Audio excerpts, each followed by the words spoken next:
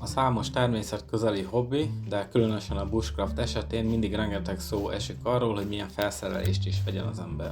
Ebbe bele tartoznak a különféle vágóeszközök, tehát a kés, fűrész, balta, fejsze is, viszont a biztonságos használatukat meg kell tanulni, mert hát a biztonság az első, különösen a dugva közepén.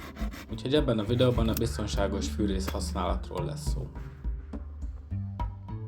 A legtöbb összecsukható fűrészhez tartozik egy hurok, ami a közhiedelemmel ellentétben nem akasztóként funkcionál, hanem megvédi a kezünket attól, hogy adott esetben, tehát ha például elakad a fűrész, akkor toló mozdulatnál ne csúszson a fűrész fogakra a kezünk. Egy rossz mozdulat és sokkal nyugdíjas csináltunk magunkból pár másodperc alatt.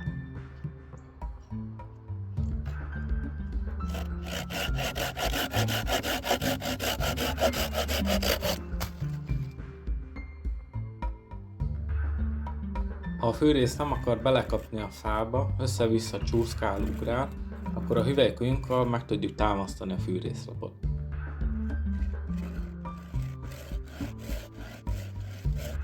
Ha kellően mélyre fűrészeltünk, akkor nyúljunk át a penge felett, így véletlenül sem tud a készfejünkre ugrani a fűrész.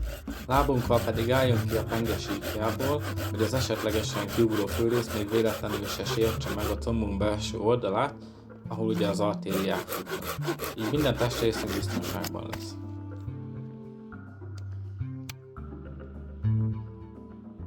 Ezzel a technikával a hosszabb ágakat tudjuk biztonságosan feldarabolni. Nincs szükség fattönkre vagy bármilyen más kitámasztásra, a saját testünk lesz a satu. Itt is teljesül a már korábban bemutatott elv, azaz a testem egyetlen része sem kerül soha a fűrészlap síkjába. Ha a kezem a penge mellett lenne, akkor fennállna a vágás lehetősége, amit ugye el akarunk kerülni.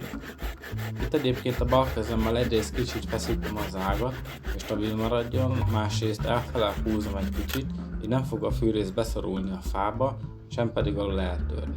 Szép tiszta vágás lesz. Ha kezd rövid lenni az ág, akkor váltsunk a guguló technikára. Itt a térdhajlatba kerül a fág, majd a kezemmel ráfogok és a másik végét a combomhoz nyomom, így stabilizálom az ágat. Ebben az esetben sem lesz a testem a fűrész penge síkjában, ha esetleg kiugorna.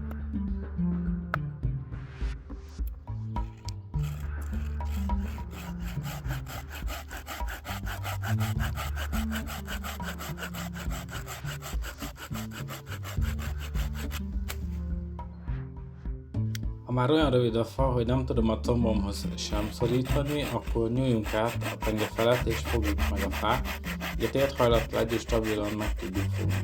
Most sem kerül a fűrész útjába a testem.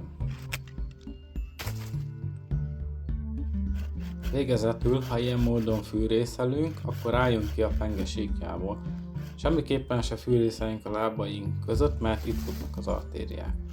A kezünkkel pedig vagy átnyúlunk, vagy a pengétől távol tartjuk, attól függően, hogy mit enged meg a helyzet. Köszönöm a figyelmet!